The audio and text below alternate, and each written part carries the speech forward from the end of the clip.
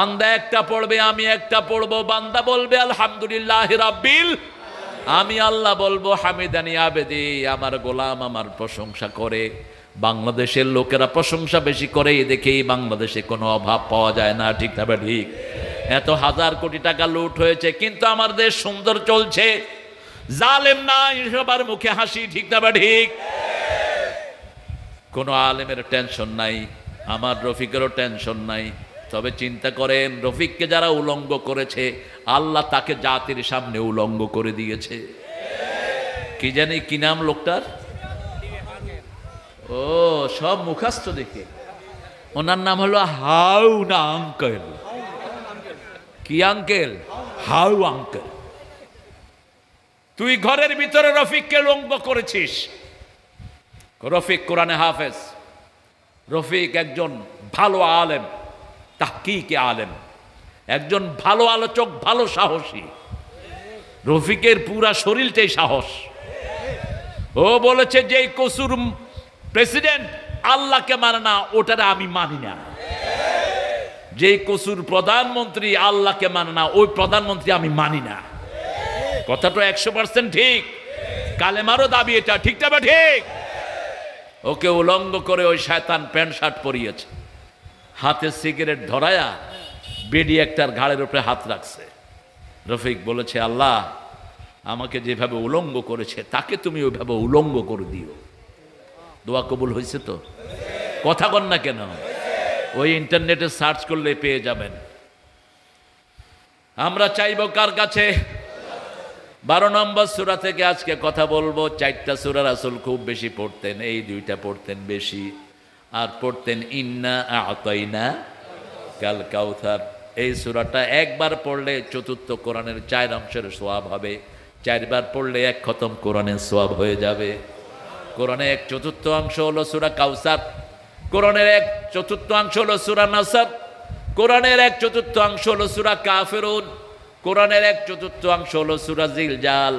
আবার সূরা জিলজালকে সূরা ফাতিহার সাথে তুলনা করেছেন রাহমাতাল লিল।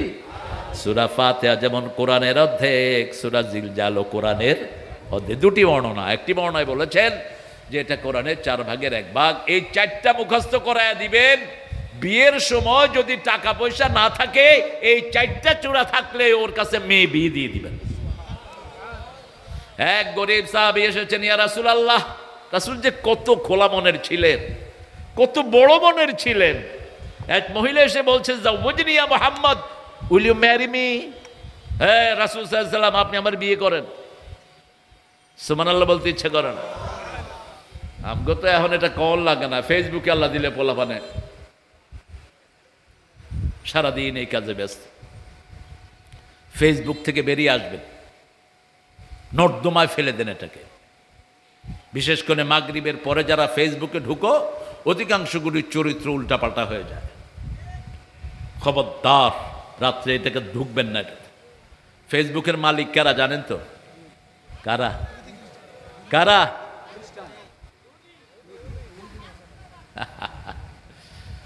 যারা আপনাকে ফিলিস্তিনে হত্যা করছে, আপনার ভাইকে, নামাজিদেরকে আকসায় যারা মারছে, ওই শয়তানরা হলো ফেসবুকের মালিক। আমরা যেন এটা থেকে ফিরে আসি, আল্লাহ তৌফিক দান করেন। আরো চিৎকার করে বলেন আমিন। রাতের আমলগুলো শিখে নেবেন। এশার পরপরই ঘুমাতে যেতেন রাহমাতাল লিল, আর ঘুমাতে গেলে 5টা আমল করতেন। কয়টা? 5টা আমল। আমরা এগুলো শিখে যাব। কষ্ট হচ্ছে না তো আপনাদের? ভালো জায়গা দেয়নি, কালামের যদ্দু তৌফিক ছিল, এটাই ভালো। গাছগুলো আপনাদের প্যান্ডেল, আর এটা হলো আমার প্যান্ডেল। আপনাদের প্যান্ডেলটা দামি, আমারটা কম দামি। আলহামদুলিল্লাহ। এসে বলছেন, হুজুর এই যে মেয়েটা আপনাকে বিয়ে করতে চাচ্ছে, আপনি যদি বিয়ে না করেন আমি,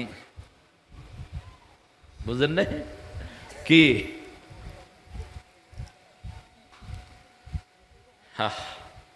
আমরা হলে তো দৌড়ায় ওটারে খেতে ফেলাইতাম নিয়ে।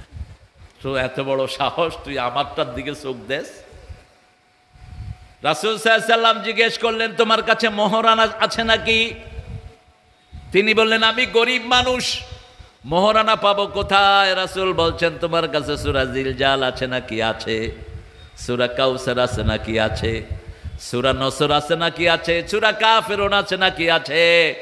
যাও তুমি বিয়ে করো, তোমার মোহর আনার আর দরকার নাই। আরো আসতে সুবহানাল্লাহ।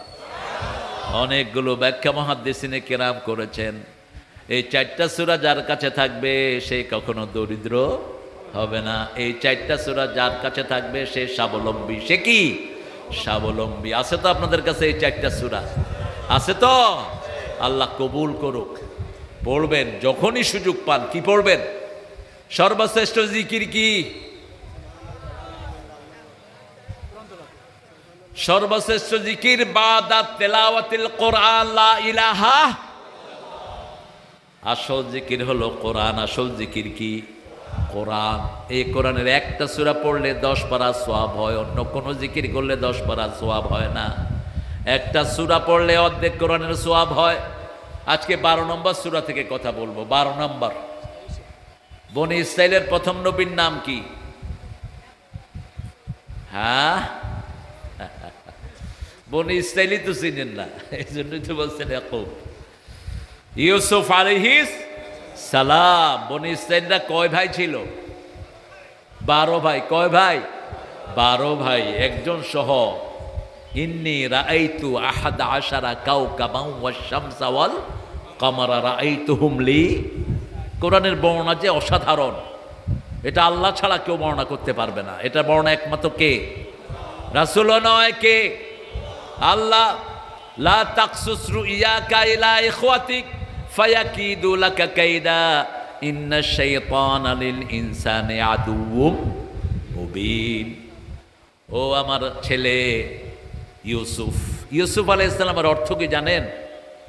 ইউসুফ আলাইহিস সালামের অর্থ, আমাদের দেশে একজন কবি আছে, ইউসুফ মানে দুখুমিয়া। কিমিয়া? আসাফ থেকে ইউসুফ। দুখুমিয়া। কিমিয়া? দুখুমিয়া। জাতীয় কবির নাম কি? জাতীয় কবির নামও দুখুমিয়া। মক্তব দিয়ে জীবন শুরু করেছেন। মক্তব দিয়ে জীবন শুরু করলে জাতীয় কবি হওয়া যায়, আর মক্তব ছাড়া কবিতা শুরু করলে জাতীয় সঙ্গীতের চোর হওয়া যায়। কথা বুঝলেন তো? ওনা আমাদের বাংলাদেশের জন্মের আগে উনি জাতীয় সঙ্গীত লিখেছেন। এটা বাংলাদেশকে নিয়ে লেখেন এই রবি ঠাকুর। রবি ঠাকুরের অনেক কীর্তি আছে, কিন্তু হাইজাক করা ম্যাক্সিমাম। কবিরা একটু চোর হয়, কবিরা চুরি করে। আল্লামা ইকবালকে গুলে খেয়েছে নজরুল। সাহিত্যের দিকে যাব না, আপনাদের সময় নষ্ট হয়ে যাবে। ইউসুফ আলাইহিস সালাম স্বপ্ন দেখলেন। কি দেখলেন? স্বপ্ন। স্বপ্ন কাউকে বলতে নেই। স্বপ্নের অর্থ যার সামনে বলবেন ও যেটা বলবে সেটাই হয়ে যাবে। খবরদার কাউকে স্বপ্ন বলবেন না। লা তাকসুস রুইয়াকা ইলা ইখওয়াতিক। নবী নবীর সন্তানদের ব্যাপারে বলছেন, don't disclose your dream to your brother.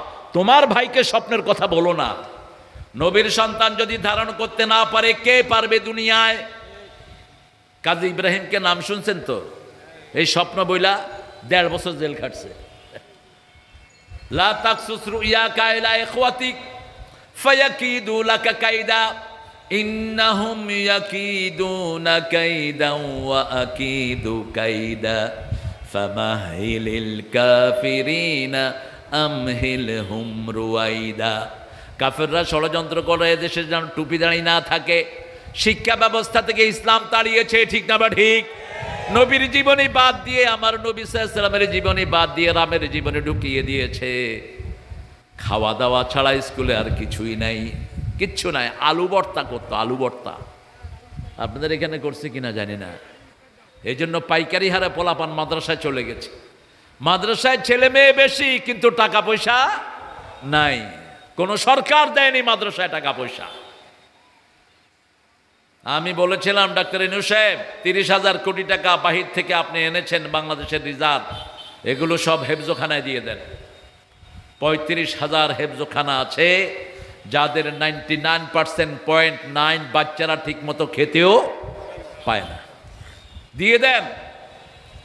দলিল দিলাম, করোনা মুক্ত বাংলাদেশ হয়েছে হেফজোখানার কারণে, ঠিক না বা ঠিক?